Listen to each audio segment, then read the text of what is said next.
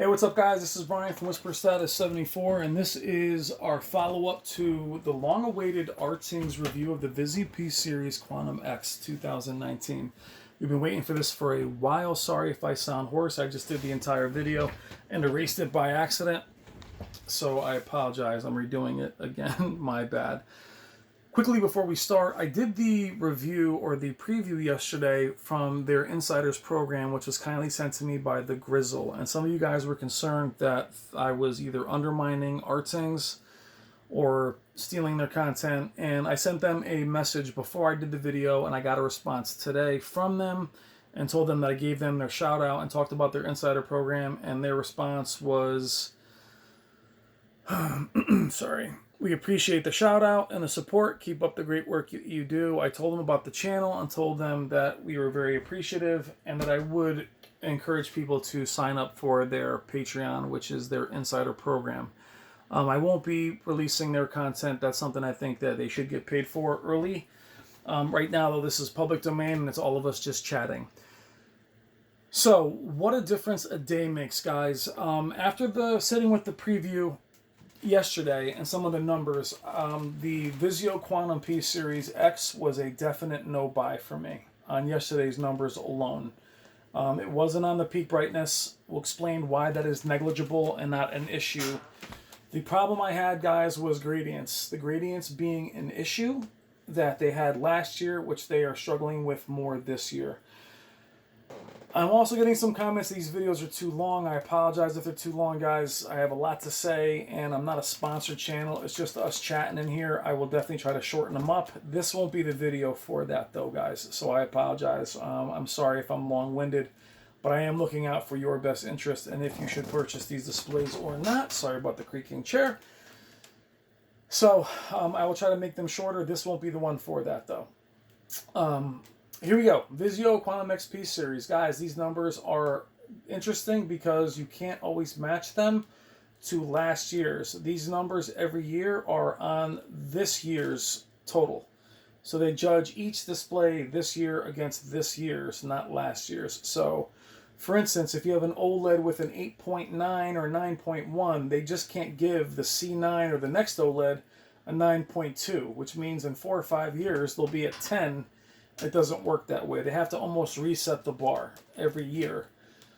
So they are not negligible. They do matter, but they can't always be taken as, because some really average displays got these numbers just a few years ago. So if you keep that in mind, you won't always be able to measure these. What you can measure is the numbers they get from their machines and their computers and their software. Those you can go back and compare.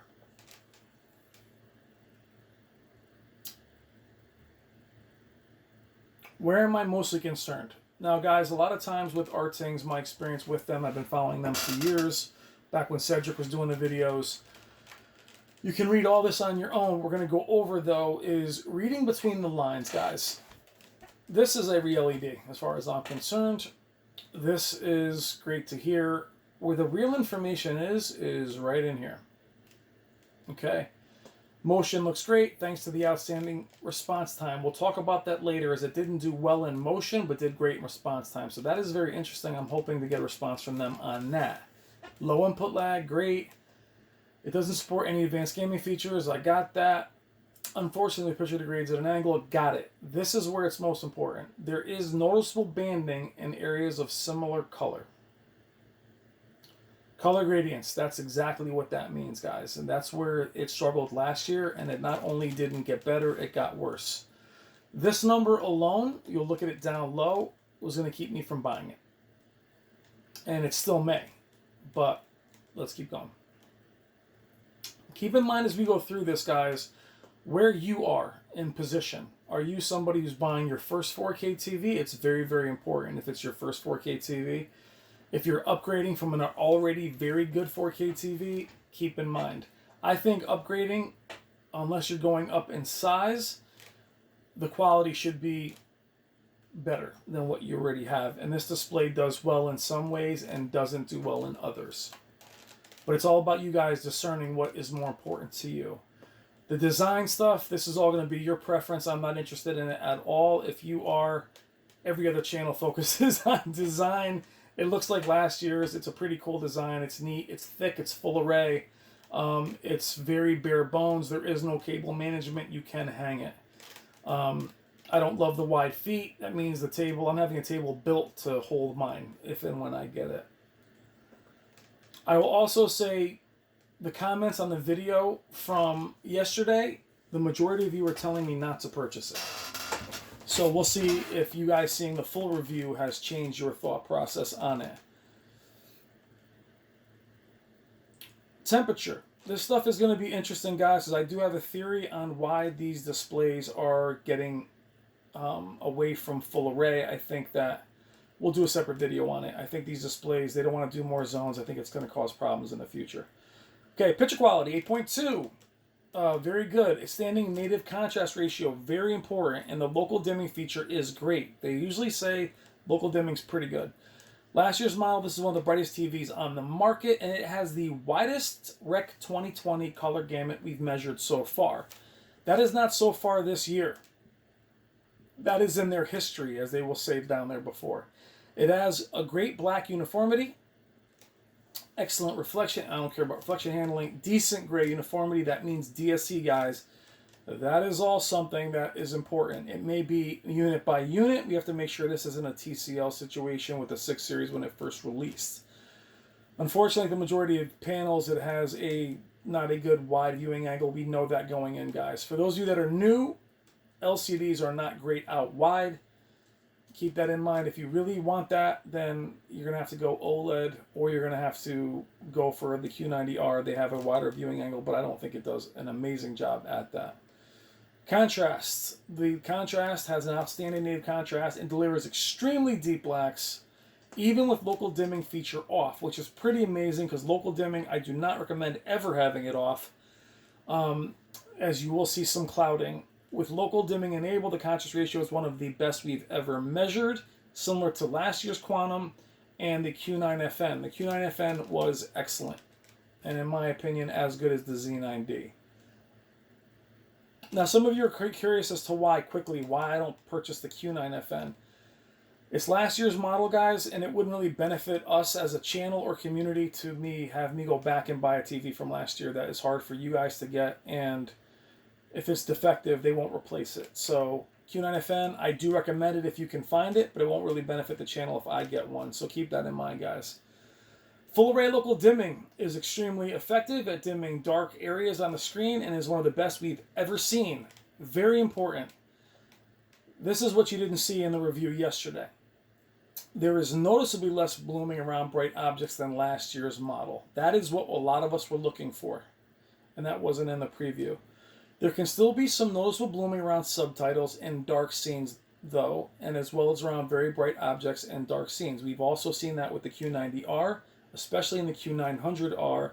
The Z9F has a different contrast, but the Z9D had a little bit of blooming, so did the 940E, but nothing compared to what you see on a lot of the displays nowadays. So that is great news. We recommend the medium setting. I don't recommend medium local dimming. Some people do. I'm not sure why they recommend that. I like it at high.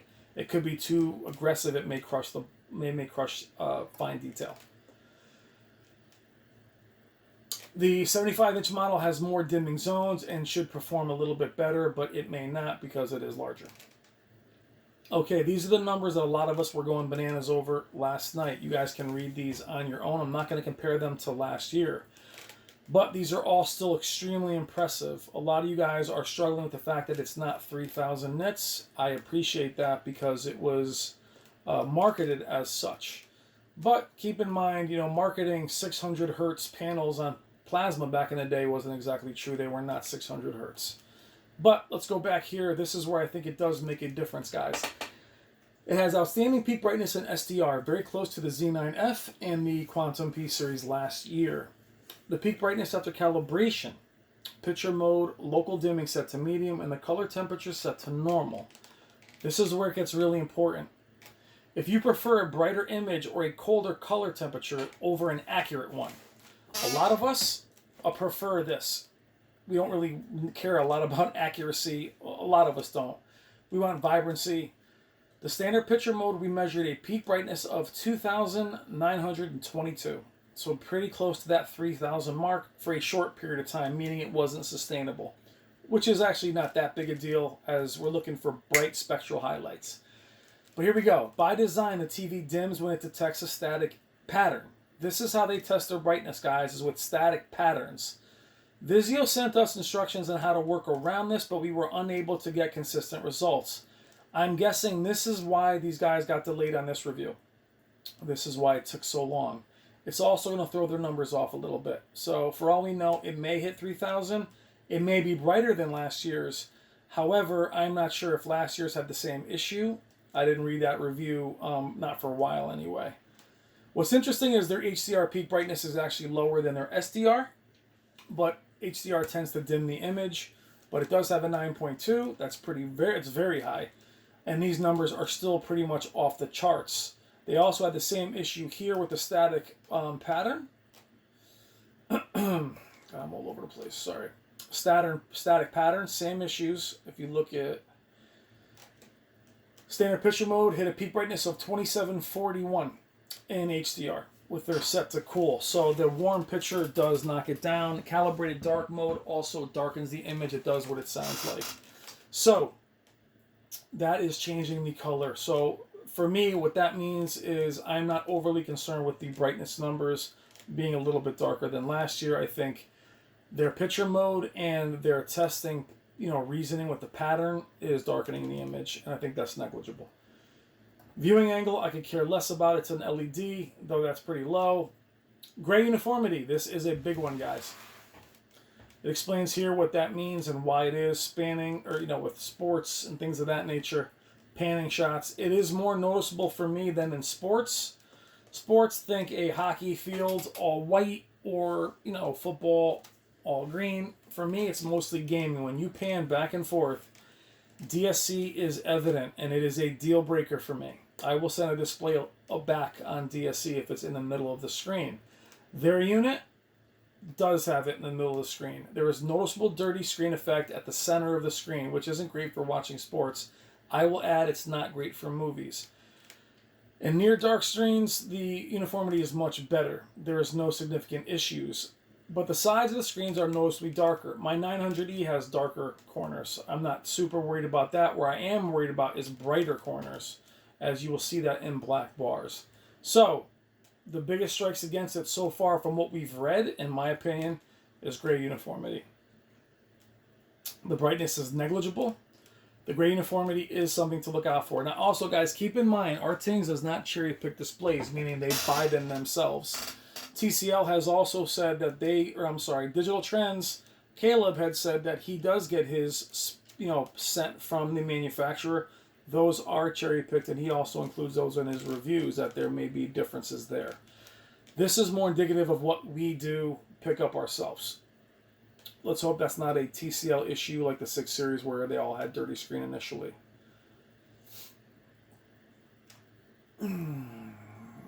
This is color washout. That is off angle. I'm not super concerned about that. Reflections, guys, very good reflections, similar to the Q90R. Or similar to last year's. But it doesn't have the purple tint that some of you guys don't like with OLEDs. Black uniformity. This one is important. Let's go down. Great black uniformity, which is great for darkroom viewing. With local dimming disabled, there is some very slight clouding visible. I would never have local dimming disabled. You will see clouding on the best displays in history. With local dimming disabled, they're just doing that to make a point. With it enabled, there is very little, if any, blooming or clouding around the white test object, which is pretty impressive considering that's all white on a black background. So, great score there. What does this mean? Pre-calibration, meaning out of the box, it is not accurate. And after post, 9.6. Typically, pre-calibration numbers are a little higher than that. Samsung's really struggle here as well. I think QLEDs are notoriously difficult out of the box. We may like the way it looks, but again, remember, guys, accuracy is what these channels are all about. This doesn't overly concern me. You can tone it down yourself, or you can have it calibrated. Post-calibration, they were happy with the result.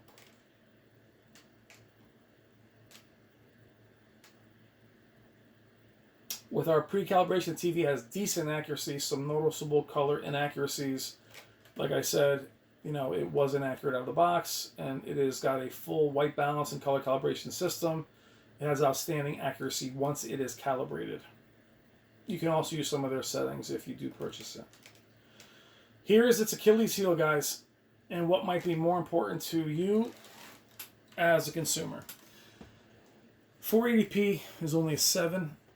Like all other VIZIO TVs we've tested, 480p content, like DVDs, is upscaled decently, but appears a bit more blocky than other TVs. For my usage, this doesn't matter at all. I do not watch cable in my home theater, and I don't watch standard definition DVDs. I've also rarely have seen standard definition DVDs look good on any 4K TV I've ever owned, including my Sony. My Sony doesn't make regular DVDs look amazing, which means this may make that look even worse.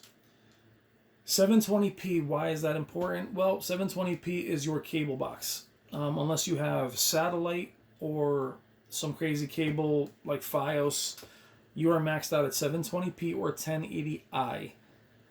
That is your sports, guys. Those are not 1080p. They are HD, but they are not 1080p. So if that is all you're going to be using this display for, is watching cable and watching sports alone, you might want to look elsewhere. Now, you could change this with the settings and add noise reduction, things of that nature. This is a big deal breaker for many of you that watch a lot of cable. 1080p.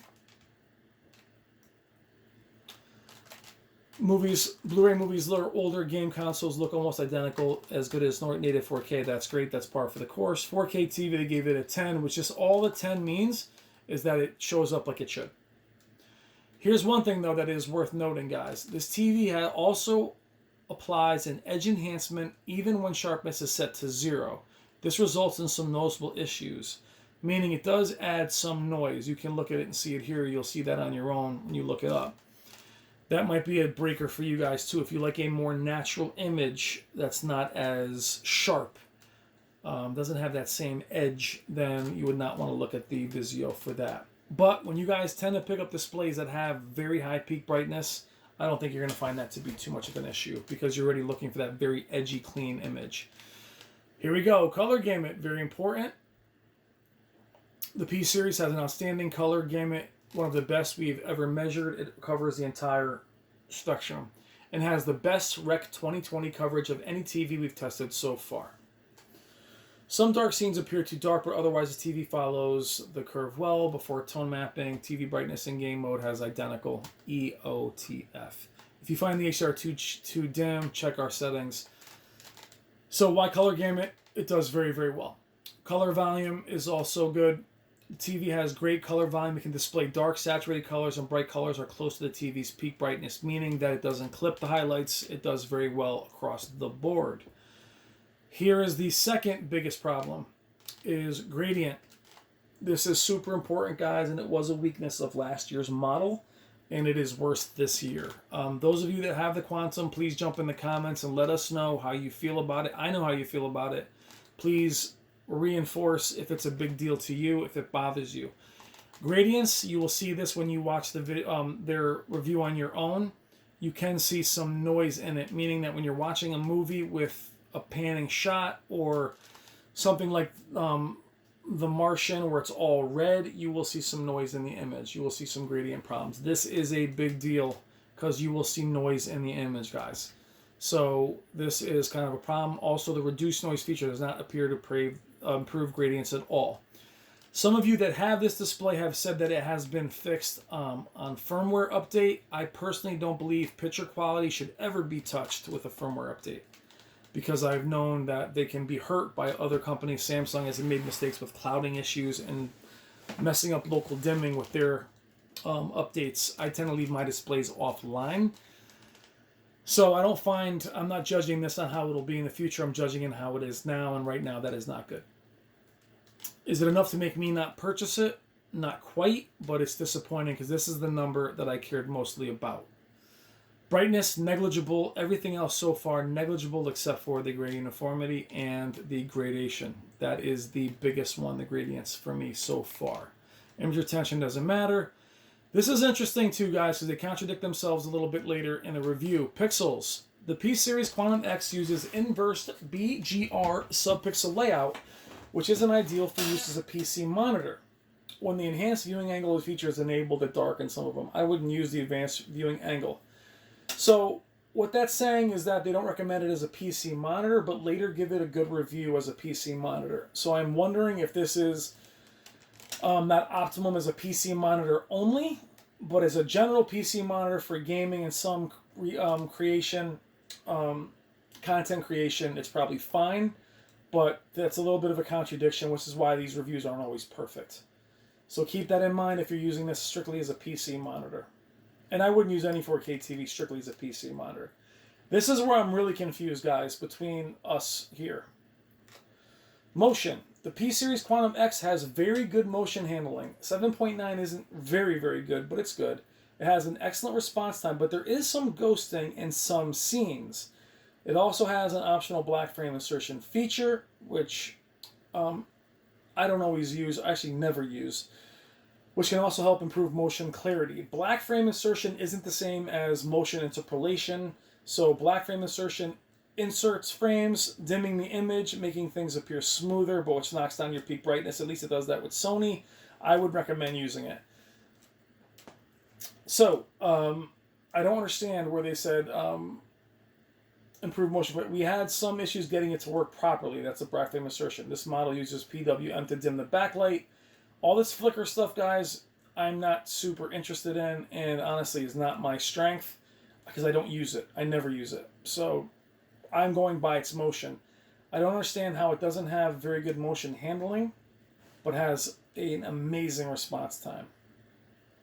So that's interesting to me, and we'll bring it up again in a little while.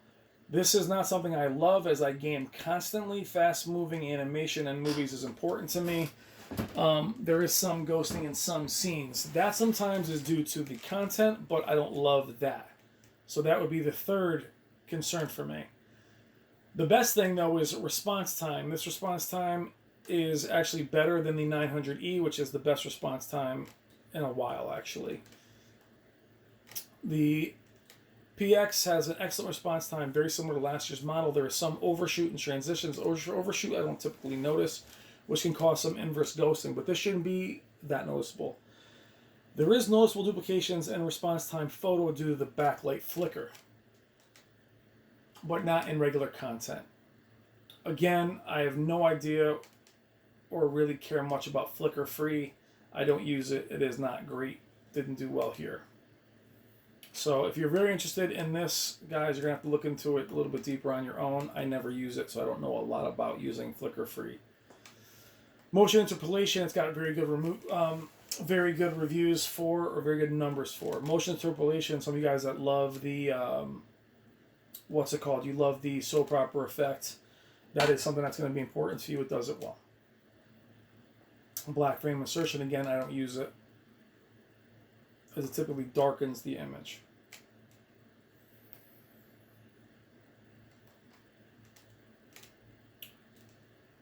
Motion has 120 Hz panel, can ultimately lower frame rate content up to that refresh rate. Last year's model, the motion is very aggressive, and there are noticeable artifacts in busy scenes, meaning when you go hardcore with the motion, you're going to see some blurring around it.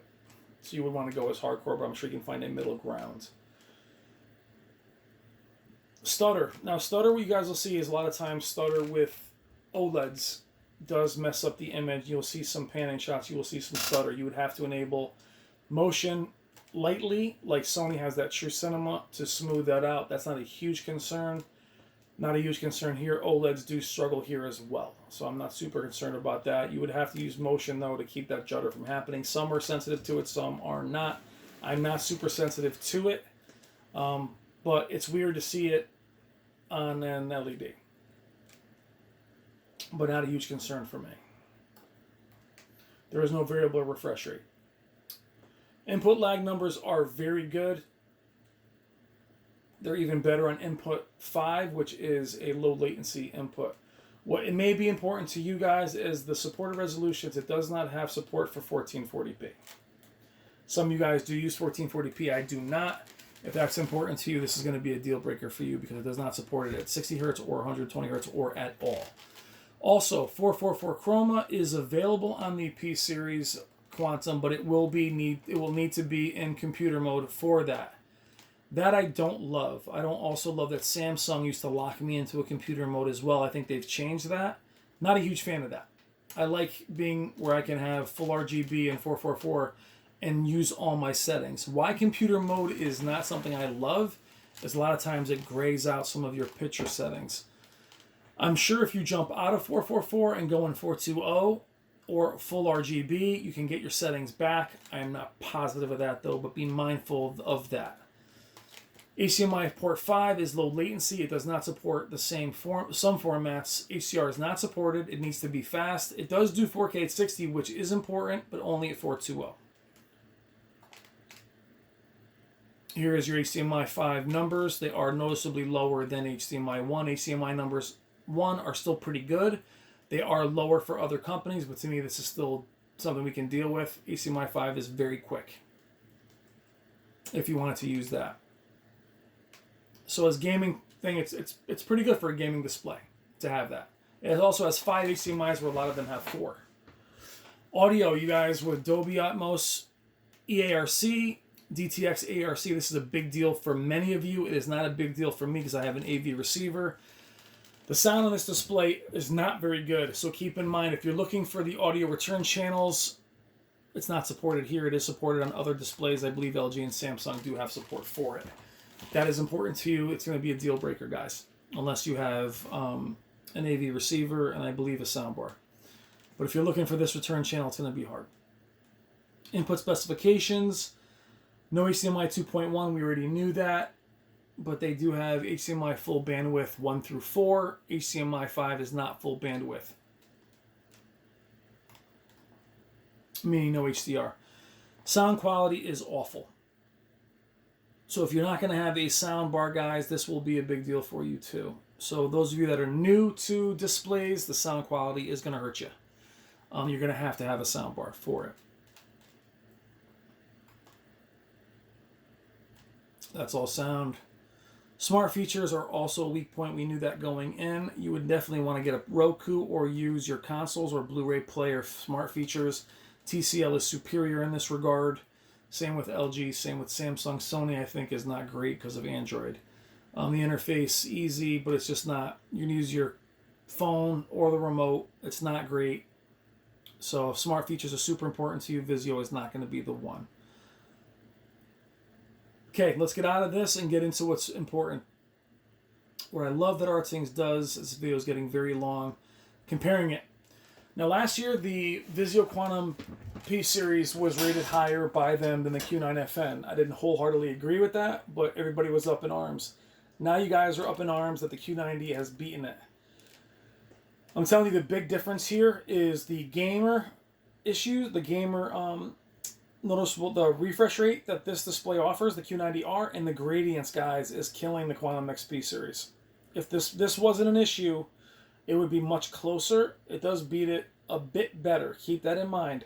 But also keep in mind, guys, that 75 inches, $3,500 is expensive. The 75-inch Q90R was very expensive at launch. Same with the Q80R. So keep in mind, this is compared to that, and it's actually a bargain if compared, especially to last year's Q9FN in terms of price. The 950G, slightly better than 950G. It has better reflection handling. Guys, we don't care about that. Better black frame insertion feature, which is interesting. It is brighter, we knew that. The VIZIO also has much wider color gamut. Now, this is what I don't care about, but you may. 950G has much better gradient handling. Actually, I do care about that. That is important. But this is more about the smart features and Google Play Store. I want to hear about the blooming from the 950G in comparison to the Quantum X. So to me, that is an oversight by them. They should include that there. The 950G I do recommend. Same with the Q90 and the Q80R. They also compare it to the Nano Cell. I don't recommend getting a Nano Cell unless you're going to go to the top of the line because I did not like the blooming in it. They're a different kind of panel. HDMI 2.1. You guys can check this out on your own. They have a hard time comparing that and the C9 as they're really not the same display. Whoa, just lost it. So comparing it to an OLED, I've never felt that was fair because I think they're totally different picture quality. So I wouldn't compare it to the C9. So to the leading LEDs, they recommended over the 950G slightly, and they recommend the Q90R slightly. Where they don't put, which I thought they should, is the Q80R. So if they're recommending this barely to this Q90R, I imagine they recommend the X over the Q80R. I'm just guessing there. It's not going to compare to an OLED because they're not the same, and not compare to the same panel, a different panel here with the Nano, but I would be careful of the lower Nanos in terms of blooming. Okay, guys, 30 minutes in. Excellent movies, TV shows. The reason it's lower for TV shows is because of your cable TV content. Same with the sports. They're saying a wide viewing angle. Excellent for video games, HDR, movies. What I don't understand is why the motion. They keep bringing up excellent motion, but it has poor motion or not great motion. So that's where I'm going to have to get an answer or ask them about it, is if it doesn't have great motion, why are you giving it motion a great mark? It keeps saying great motion. So imagine that motion is something they saw here and there in movies, not in gaming. These are very good numbers for HDR movies, games, very good. The gradients is going to be an issue here with HDR movies as well as upscaling with regular movies. Then here, PC monitor, overall, this is an excellent TV for PC monitor, so I don't really understand that, as they just said it wasn't recommended highly for PC monitor. They don't mention the pixel here. So, in short, if you are looking to buy a brand new 4K display, the biggest issues for you, if you don't have a 4K display, is going to be the upscaling and the gradation. The upscaling, especially if you watch a lot of cable TV, guys, I cannot recommend it for that. Can't. The upscaling on that, if you're a big TV watcher, if it's your main display, it's hard to recommend for that, because cable TV is just not high enough resolution. It's typically standard definition or 720p. If you are looking to buy it for movies and video games, it is very hard to beat, especially at its price. It is magnificent, and its HDR performance and its specs are through the roof. It is definitely a powerhouse. I was hoping that it would be a little bit more elegant than last year's Quantum, but it's very similar, which alone has me leaning to buy it. Now, if I was me upgrading a 900E, a 930E, a Q9FN, Q8FN, a 900F, a TCL, I can't recommend this as an upgrade to those displays. Those displays are already excellent. I don't think this improves enough to upgrade from that, unless you are upgrading in size. If you're upgrading in size, then it is worth it over a 55-inch 900E, or if you understand what I mean. It's quality picture enough compared to the smaller sizes of those displays. Size for size, it's not worth upgrading. I would be purchasing it for the channel, and I am going to have to think on that, but right now I'm leaning to still purchasing it. The gradation bothers me, the motion bothers me, and dirty screen effect bothers me. So for first-time buyers, as long as you're not watching a ton of cable TV and you don't mind getting a sound bar, it's a buy. Upgrading from an excellent display of equal size, it is not a buy. Updating from an excellent display of smaller size, it is a buy. So that's where I'm at with it right now, guys. I will probably still purchase it because I think it'll be interesting for us to really look at these weaknesses and strengths. I will give it 2 shots if I do purchase it, but I feel better about it today than I did yesterday. I will still think on it. Thank you so much for your patience. Please let me know what you think in the comments. Let me know what you're thinking about doing, and we'll talk about this a little bit more. But I'm sorry this video is so long. Thank you for your patience. I will definitely shorten them. Please let me know what you think, and also please let me know if you have one of these displays from last year or one of these currently. What do you think? How is the cable upscaling if you have this TV right now? Is it accurate what they're saying in the review? Thank you to RTINGS. Thank you for everybody. I really appreciate it, and I love you guys. I will talk to you soon. We will talk more on this. Take care.